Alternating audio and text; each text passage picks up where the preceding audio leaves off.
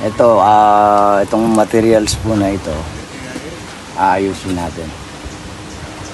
Red balete po. Ayan. Binawasan ko ng ugat. Workshop natin. Ganda na. Ayan, sa basic bonsai, hanapin natin yung ano, kung ano yung front mo. Pero ito, pwedeng front to. Ayan siya. Red balete. Pakita ko yung dito. Ano kaya magandang front? Pwede rin front to eh. Ayan. Tapering siya oh. Sa pagte-tapered po, ayan, ang gagawin ko, ipapa-wild po natin. Tapos, ang ibig sabihin ng tapered, parang sexy siya. Mataba, tapos papayat. Papayat. Papayat. Para maging proportion siya. Halimbawa ito, ayan, pinutol ko to. Tapos ito, pinutol. Tapos pagka pinutol mo po yan, lalagyan natin ng stickwell. Stickwell maganda para hindi mabulok yung sanga, yung mga pinagputulan. Lalagyan natin yan. Kasi dyan, pag nabasa yan, pwedeng mag-die back yung mga sanga niya. Ayan, tapered doon siya. Pwedeng front to. Ito, meron na tayong first branch, unang sanga. Malaki oh. Pinutol ko dito. Tapos tumubo dito. Ayan. Tapos pinutol ko ulit dito. Tapered na naman oh. Pinutol ko dito. Mataba kanina to eh. Ito yung tinira ko.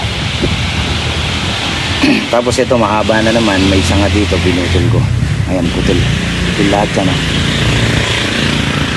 Para mataba, papayat. Ito. Ayan, ganyan lang po yung pag-tapered. Ito, pinutol ko rin.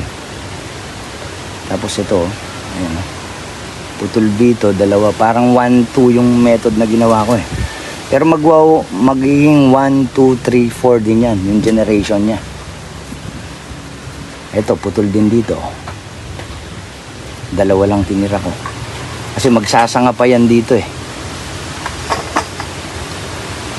Ganyan lang oh. Yan, pwede ring harap to oh, ang ganda. Ganda ng ugat oh.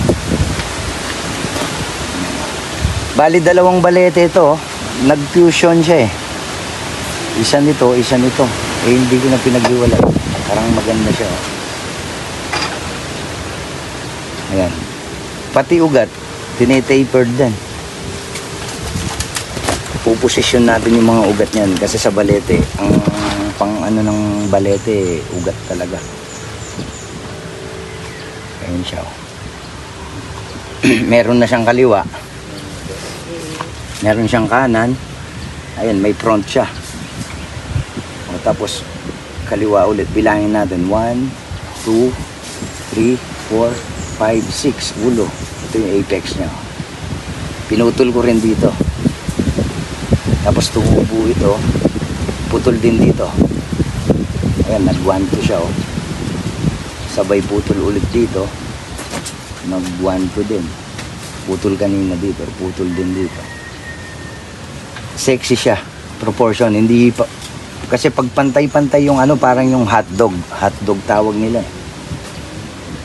Mas maganda siyang tignan pag sexy siya, proportion. Ayan siya. I-re-repat natin. Itong species na to na materials, red balete, hindi siya masyadong maselan. Ayan, yung ilalagay ko may halong river sand. Lalagyan na. Sira na kasi yung pinaglagyan niya. Lagyan natin lupa, kaboy. Pakilagyan na lupa, kaboy. Ayan, lalagyan namin lupa. Nirepat kasi namin. Ito yung dati yung nasira na. Yung training pot niya. Papalitan natin ng ulit ng training pot.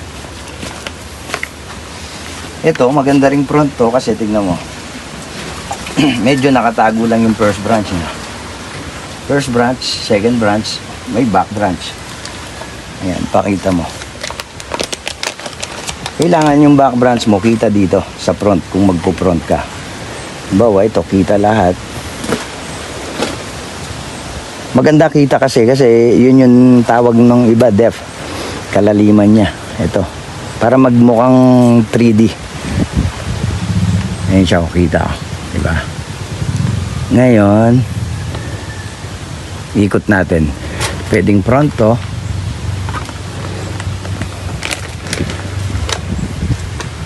Pwede ring front to. Ayan.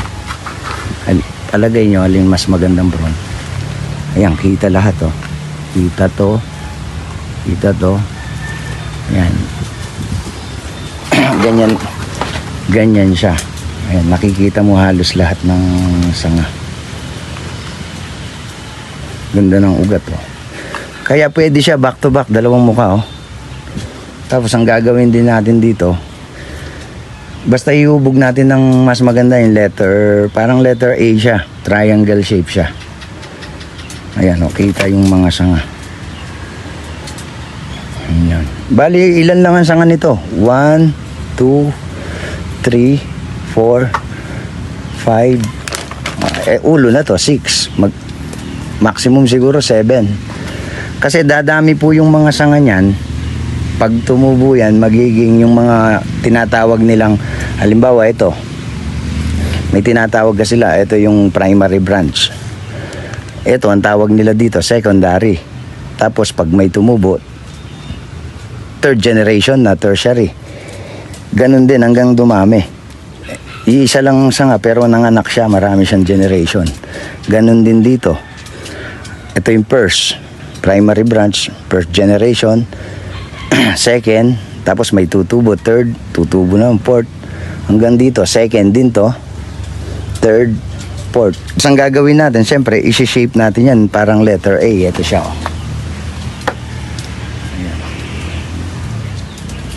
Ayan siya, letter A or parang triangle, kahit saan mo tignan, parang mukha siya, parang harap siya, ayan, oh. Ganyan lang po akong gumawa ng bonsai. Yung iba siguro, iba yung style nila kasi depende sa artist eh. Pero mas maganda, magsimula po tayo sa basic. Yan. I-repat natin, palagyan pa po natin ng ano cover. Kulang pa. Oo, kulang pa. Yan. Ang red balete, hindi siya masyadong maselan.